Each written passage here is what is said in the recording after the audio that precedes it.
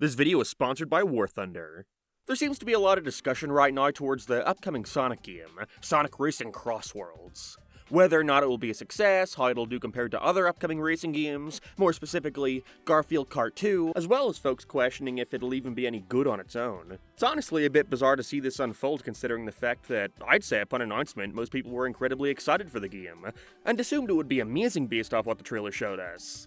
The unique Crossworlds mechanic looked like a great shake-up to help it stand out, embracing older characters who hadn't been seen in years like the Babylon Rogues, as well as bringing in new characters like Sage is cool, especially after the disappointing roster of Team Sonic Racing. The multiverse angle allows Sonic Team the chance to pull from all corners of the franchise, and not just the modern game universe. We're opened up to IDW characters, shows like Prime, the classic series, maybe Boom, I don't know. The possibilities are limitless.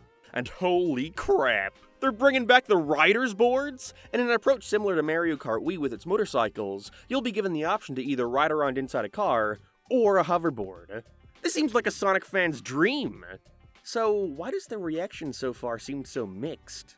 I think it's due to a variety of things I want to talk about today, mainly folks' disappointment at, well, pretty much everything I just mentioned. Fears that the Crossworlds mechanic will get old after a couple hours of play, that the game's roster will be lacking overall with attention being given to characters most don't give two shits about like the Deadly Six. Sure, having the hoverboards is nice and all, but what's the point if it doesn't actually play anything like Sonic Riders? And in a game that finally has the opportunity to pull in from all corners of the Sonic franchise, why aren't there rumblings of fan-favorite characters like Tangle, Surge, Mighty, Ray, Tom the Cop? And instead, we're hearing rumors of Angry Birds and SpongeBob. Okay, that one sounds pretty cool. Sonic Racing Crossworlds is at a crossroads right now. It's in such an odd position I'm curious to see the outcome of. It looks to be a Sonic Racing game trying to please everyone from every facet of the franchise. But as a result, it may end up pleasing no one, seemingly giving everybody the things they've always wanted, but at the risk of not doing any one of those things exceptionally well. Jack of all trades, master at none. Obviously, elephant in the room, game isn't out yet, so there's no telling.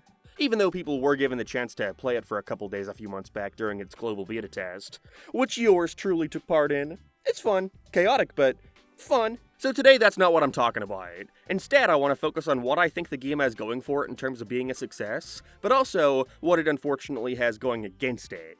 I mean, we all remembered what happened with the last Sonic Racing game. Let's take a look at Sonic Racing Crossworlds to figure out whether or not the game will end up being supported for years to come, or forgotten, dead on arrival. But first, if there's one game I could never forget, it would have to be War Thunder. War Thunder is a spectacular free multiplayer vehicle combat game, boasting one of the most sophisticated vehicle damage models in gaming, with every single one being intricately modeled to each individual components, creating this incredible true-to-life combat as everything reacts like their real-world counterpart. There's 3 modes. Arcade features fast-paced matches with enhanced vehicle performance and simplified physics, whereas Simulator mode gives you the ultimate challenge by ditching all guardrails. But Realistic mode is the perfect middle ground, striking a balance between intensity and authenticity.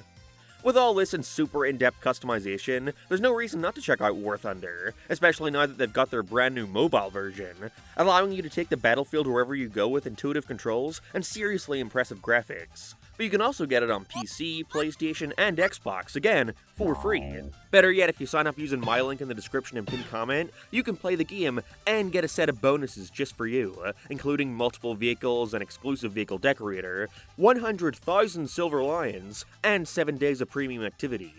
This bonus is available for new players, as well as those who haven't played the game in 6 months. This bonus is only available for a limited time, so once again be sure to check out my link below and play War Thunder today. One thing I think we can all agree on is that public opinion on Sonic Racing Crossworlds really started to shift upon the reveal of Mario Kart Worlds. Man, Sonic Racing games sure have a horrible track record when it comes to competition, huh? All-Star Racing Transformed comes out the year after Mario Kart 7 with similar water and flight mechanics leading to many labeling it a ripoff. Then we finally get a new one in 2019, the exact same year as the Crash Team Racing remake, which had nostalgia going for it, on top of a shit ton of content during the biggest spike in popularity the Crash franchise had in decades, during what is arguably Sonic's lowest point in terms of popularity. At least not since, I don't know, 96, 97. Finally, we get another racer 6 years later. Everything's looking good. Most hyped Mario Kart in history is announced to release that same year. You poor bastards. The main thing that I could see holding Crossworlds back is the amount of content present. Again, need I remind you of Team Sonic Racing, a game so devoid of content that their tournaments had to reuse tracks for multiple cups just because there were so few. Initially, this was brushed off, they're probably saving it all for DLC. Nope, game was dead on arrival as Crash soared by, getting its own string of widely praised DLC. On top of that, the game not only featured every track from the original Team Racing, but also every track from Nitro Kart, a game people don't even like very much. At the end of its run, Crash Team Racing wound up with like 40 tracks, as well as 56 playable characters, and that's not even including the hundreds of costumes available across the entire cast. And that's Crash Bandicoot! I couldn't even name 50 characters from that franchise if I had a gun to my head. Just look at some of these guys. Ew, gross, get it away. But it doesn't matter, the option to play as these obscure-ass characters was there. You're telling me I can play as the weird general guy from Crash Tag Team Racing, or the Cortex Abomination creature from the end of one of the GBA titles? You added the hideous gorilla from Crash Bash, made his model so disgusting that everyone hated him, and so you made a better model, and then included it as an entirely separate character? What the fuck? I was extremely jealous of the hardcore Crash fandom around the time of these two games releasing. They get all this amazing DLC while I'm stuck here with my baseline 20 tracks and 15 characters. It was a joke. And sure, a large part of that was presumably because of the added profits they raked in from their Fortnite-esque store, where you had to spend real-life money on characters and their costumes. But at the same time, the people spoke with their wallets. They were willing to spend some extra cash if it meant getting more content. Something Crossworlds appears to finally be embracing with their deluxe editions and season pass. We've now finally, 6 years later, caught up with Crash. Somewhat. The game containing 40 tracks, although a good 15 of them are merely single-lap Crossworlds, which is disappointing. But hey, at least there's the promise of at least 28 characters, with many more given through DLC and hopefully bonus skins. But it really needs to stick around. This needs to be given the Sonic Frontiers treatment, where a series of bonuses are added every couple months through 2025 and 2026. Who knows, maybe if it does well enough we can see it go beyond that. A lot of people out there are concerned that Mario Kart Worlds will take Sonic's thunder, but I actually think Sega are in a very lucky position.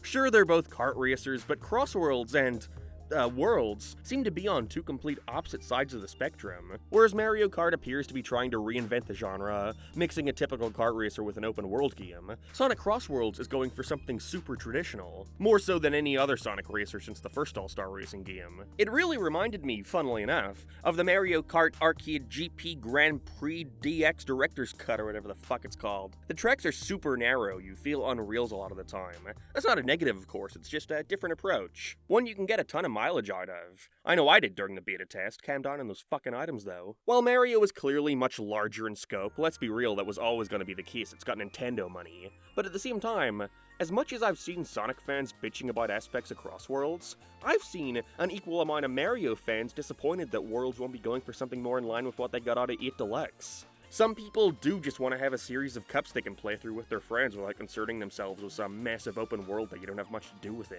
There's very real concern that the game having to accommodate this giant open world has meant that the tracks themselves have become a tad limited, that you can't get too crazy with the design, because you have to make sure it can be placed within this map, that you have the ability to drive to it from anywhere else, with speculation running rampant now that you're also going to be able to drive any course backwards. Cool in concept, but certainly limits what you're capable of doing design-wise. In that regard, Sonic Crossworlds has the perfect opportunity to swoop in, show off its strengths as a fast, fun, and traditional kart racer, and maybe win some of those people over. I think this was the best case scenario it could have gotten. I think the sheer hype for Mario comparatively is just a result of them not needing to stretch out its news for as long as Sonic has to. It's a new Mario Kart, Nintendo knows it's gonna sell 5 trillion copies. And because of that, as well as the hype around the Nintendo Switch too, they can afford to announce the game in April and say, comes out in June. Whereas Sonic Crossworlds got revealed back in December and doesn't come out until, well, we don't know. This sort of news cycle isn't something exclusive to Crossworlds or even Sonic as a whole, but it does mean, in an attempt to not blow their load early, and ensure they still have surprises up their sleeves for the next coming months, there starts to be a bit of fatigue when all we ever see of the game is short 20-second bursts of gameplay revealing each track one by one. Certainly doing a better job than Team Sonic Racing. All they did to promote that game was show off the music, which, like, as good as it may be, in fact every track from that game appears to be blowing Crossworld's soundtrack out of the goddamn water, at the end of the day, you're selling a video game, not an OST. But it's still hard not to question why it's taken them so long to give an in-depth look at the extreme gear. Something Riders fans are either extremely skeptical of, or flat out have no hope for altogether. There could be some slightly alternate playstyle here helping the extreme gear stand apart from the cars, but Sega sure aren't showing it to us. I think all they need is a simple Sonic Direct type thing. I mean, we don't know if this game has a story mode, mission mode, cutscenes, battle feature. News is being drip-fed, and after a while it grows tiring. Especially to the people who are actively looking for reasons to be excited, but who knows? I can also see the possibility that Sega are waiting for Mario Kart Worlds to release, so they don't have to worry about direct competition. With that, I think the only sort of comparisons Crossworlds has to worry about is the comparisons to other Sonic racing games. I get this completely.